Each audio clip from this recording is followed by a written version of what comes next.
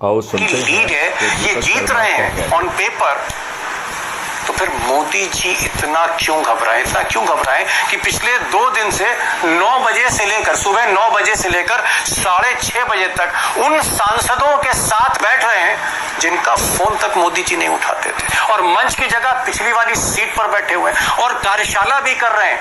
यहां तक कि अगले दिन भी सांसदों के साथ घंटों बैठ रहे हैं। ऐसा क्यों कर रहे हैं मोदी अगर वो जीत रहे हैं? और सबसे बड़ा सवाल यह है कि अगर बीजेपी जीत रही है, आंकड़ा उनके पास है, तो रातों रात बीजू जनता दल के नेता नवीन पटनायक 4 बार के मुख्यमंत्री रहे उड़ीसा के, इनकी चूड़ी क्यों कसी जा रही है?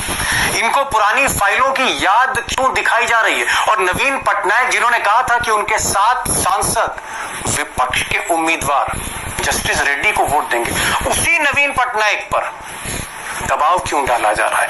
और उस दबाव का असर यह है कि आज नवीन पटनायक को पलटना पड़ा, इरादे बदलने पड़े। सुनिए उनकी पार्टी के प्रवक्ता क्या कह रहे हैं कि हम वोट नहीं देंगे। सोचिए, उपराष्ट्रपति का चुनाव है, सीक्रेट वोटिंग है, और नवीन पटनायक जो वादा कर चुके थे जस्टिस रेड्डी के साथ, उनकी पार्टी अब कह रही कि हम वोट नहीं देंगे, हम वोट से दूर रहेंगे, एब्सटेन रहेंगे। उपराष्ट्रपति का चुनाव है साहब, सभासद कॉर्पोरेटर का नहीं है।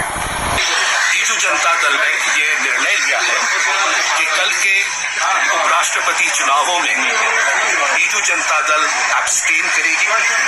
अब दोस्तों मामला यही नहीं रुका है। एक और नेता, बड़े नेता जिनको आप पहचान जाएंगे चेहरे से, केसीआर, के चंद्रशेखर राव, तेलंगाना के मुख्यमंत्री, बड़े नेता, एक जमाने में प्रधानमंत्री बनने का ख्वाब देख रहे थे। केसीआर, इन्होंने कहा कि साहब हम तेलुगु अस्मिता पर, तेलुगु प्राइड पर हम जस्टिस रेड्डी को वोट देंगे। अब इनके पास 4 सांसद हैं, लेकिन साहब इनको भी पुरानी फाइलें दिखाई गई, और इनकी लड़की जिनको लिकर स्कैम में जेल भेज दिया था अमित शाह ने, जी हाँ, ईडी ने जेल भेज दिया था, इन्हीं केसीआर को पुरानी फाइलें दिखाई गई, और ये भी अपने इरादों से पलट गए, और इन्होंने कहा कि हम भी वोट नहीं देंगे, हमारे सांसद वोट डालने नहीं जाएंगे। सोच लीजिए, उपराष्ट्रपति का चुनाव है और एक देश की पुरानी बड़ी पार्टी कह रही है हम वोट नहीं देंगे, हम एब्सटेन करेंगे।